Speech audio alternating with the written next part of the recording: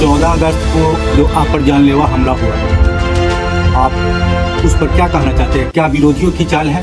पुनः आप उम्मीदवार हैं। देखिए ये खून जो है इस तरह का कितना खून बहा है, ये कितना खून बहा है, ये स्थिति है। ये हम कैसे तो विपक्ष हमेशा लगे जब यहाँ पार्टी को गठबंधन को 80,000 से ज्यादा वोट प्राप्त हुए, उसी समय से सिलसिला शुरू होता है। पार्लियामेंट चुनाव में हमको 98,000 वोट मिला इस विधानसभा में। आज जिला कमेटी पूर्वी चंपारण मेहसी प्रखंड के सिधौलिया में क्या कहना चाहेंगे आप? ये सबसे पहले आपके चैनल के श्रोता को मेरी पार्टी राज कमेटी की ओर से बधाई, नमस्कार। और सिधौलिया में कि जिला कमेटी बैठी, जिला कमेटी के सामने बहुत सारे काम हैं, उनके सामने चुनाव से संबंधित भी काम है। दूसरी चीज़ है कि 14 तारीख के जो हम पर जो हमले हुए, इससे हमारी पूर्वी चंपारण की पार्टी चिंतित हुई और यहाँ जिला कमेटी रखना जो है वाजिब लोग समझे। और उसके बाद में एक मर्डर केस की कहानी गढ़ी जाती है, उसमें मुदाले बनाया जाता है। उससे हम 3.5 बरस जनता से हम अलग रहते हैं। 3.5 साल का समय कोई कम नहीं होता है ना। ये कोशिश थी कि ये जनता के बीच नहीं जाए और 3.5 बरस हमको भूमिगत रहना पड़ा, लोगों से अलग रहना पड़ा। नहीं तो मैं पिपरा विधानसभा क्षेत्र का 3.5 साल समय होता है, कोई ऐसा जगह नहीं होता, कोई ऐसा व्यक्ति नहीं होता जहाँ तक हम वहाँ अपनी पहुँच उन लोगों की वहाँ पर हम नहीं पहुँचते। तो एक तरह से एक बाधा विरोधियों की चाल है, विरोधियों की चाल है। क्या लगता है इस बार के चुनाव में आपको? अभी जो खास करके जो हमारा पार्लियामेंट का चुनाव जो हुआ है, उसमें जो हमारा संगठनिक इलाका रहा है, हम वहाँ पूरी तौर से बीजेपी को हराया और इसमें हमको 2,000 का अंतर रहा, यानी 80,000 से हम 98,000 गए। और मैं समझता हूँ कि बिहार विधानसभा का चुनाव में यहाँ से पिपरा विधानसभा ये 1,25,000 से भी ज्यादा का यहाँ जो है, हाँ इतना जो है ये रहेगा। अपने विरोधियों को क्या कहेंगे? देखिए हम लोग तो इस पार्टी में जिस फार्म पर दस्तखत किया, नहीं जिस तरह से आप फार्म पर दस्तखत किया, जिस तरह और हमारी पार्टी जो है जिस तरह आपके साथ ये शहादत से बनी है जी, और हम लोग शहीद थे। आपको विधायक बनना है, आपको विधायक बनना है, विधायक बनना है तो ये हमारी पार्टी जो है ये गोली और बंदूक से डरने वाली नहीं है। और हमारा चंपारण का इतिहास है कि हमने बड़े बड़े सामंतों को, बड़े बड़े रंगदार को और बड़े बड़े गुंडों को हमने जो है उसके छाती पर चढ़ करके हमने लाल झंडा गाड़ा है। आपके लाल झंडा से आपके विरोधी परास्त हो रहे हैं, इसलिए तरह तरह के हथकंडा अपनाए जा रहे हैं जी। हाँ तो विपक्ष का तो काम ही होता है, हम कितना हो बढ़िया काम करेंगे तो कहता है कि अरे ये तो चंदा मांगता है। वो ये मोदी जी जो है 1,800 करोड़ लेते हैं, उनसे कोई नहीं पूछने जाता है कि आप क्यों चंदा लेते हैं। हम लोग की पार्टी गरीबों की पार्टी है, 10, 20, 50, 100 लेकर के हम लोग चुनाव लड़ते हैं। तो लोग कहता है क्योंकि हम उनकी आवाज़ है, वो सब लोग चुनाव में मदद करते हैं। ये लोग कहता है दूसरा कुछ नहीं नजर पड़ता है तो कहता है ये सब तो चंदा चुंदी मांगता है।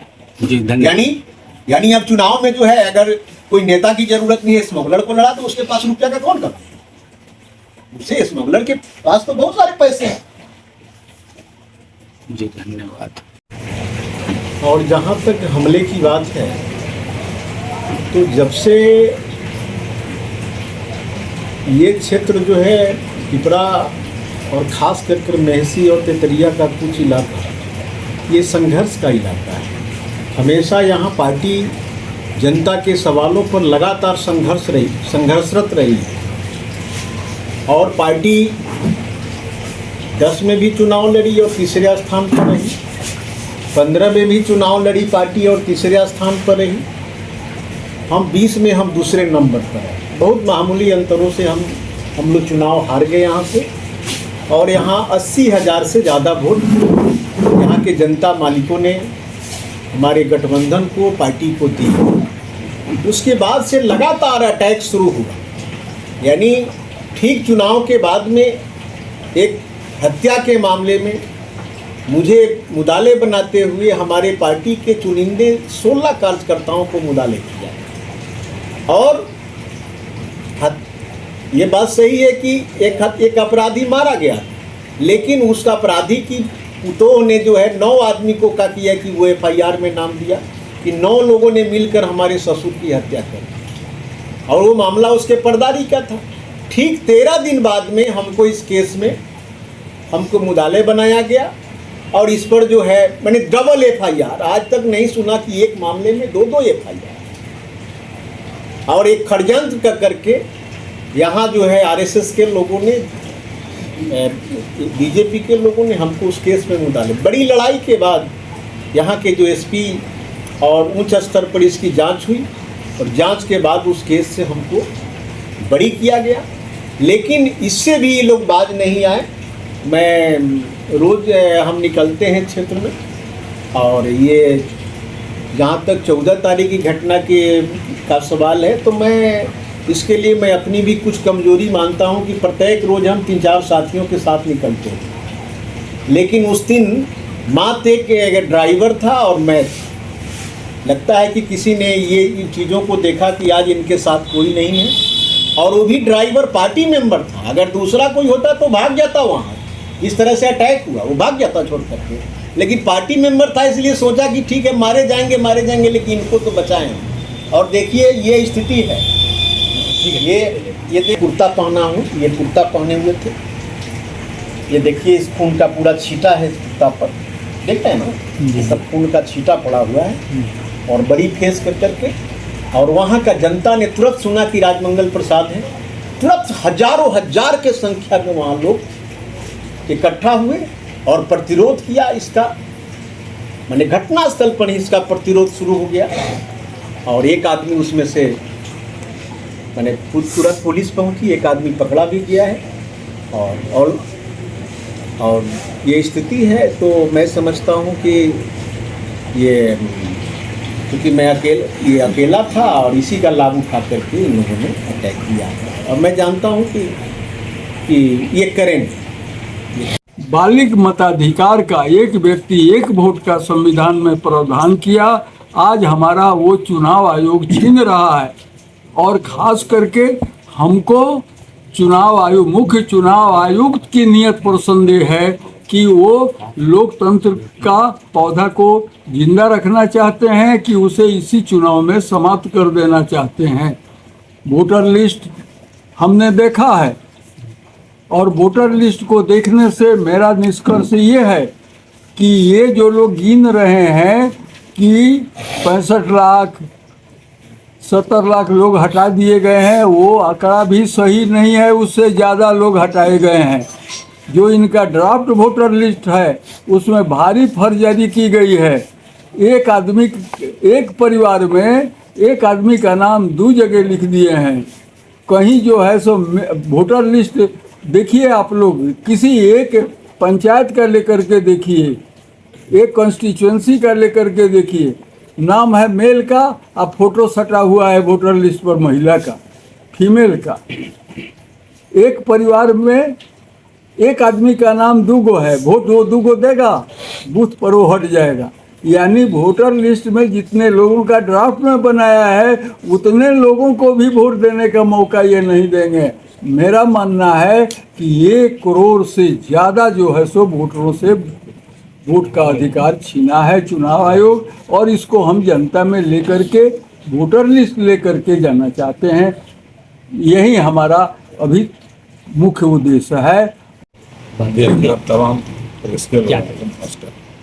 साथियों, आज जिला कमेटी की हमारी बैठक हो रही है, और आज से ही एक बड़ा राजनीतिक जत्था महागठबंधन का सासाराम से मार्च किया है, और वो है जो लोगों के मतदाता की रक्षा कैसे हो। जिस मतदाता सूची से लोकसभा का चुनाव हुआ वो जस्टिफाइड है, और बिहार का चुनाव गलत। 65 लाख लोगों की छटनी की गई, और सुप्रीम कोर्ट को हम धन्यवाद देना चाहते हैं। उन्होंने कुछ काम किया और सही डायरेक्शन में अपनी बातों को रखा और लोगों के मताधिकार की रक्षा के लिए कुछ प्रयास किए। जहाँ तक सवाल है आज बिहार का, बिहार की हालत क्या है? बिहार में लॉ एंड ऑर्डर कहाँ है? पूरा लॉ एंड ऑर्डर ध्वस्त है। बिहार की अवस्था पूरा भ्रष्टाचार में लिप्त है। बड़े भारी पैमाने पर विकास के पैसे की लूट है और सरकार मुक्त दर्शक है।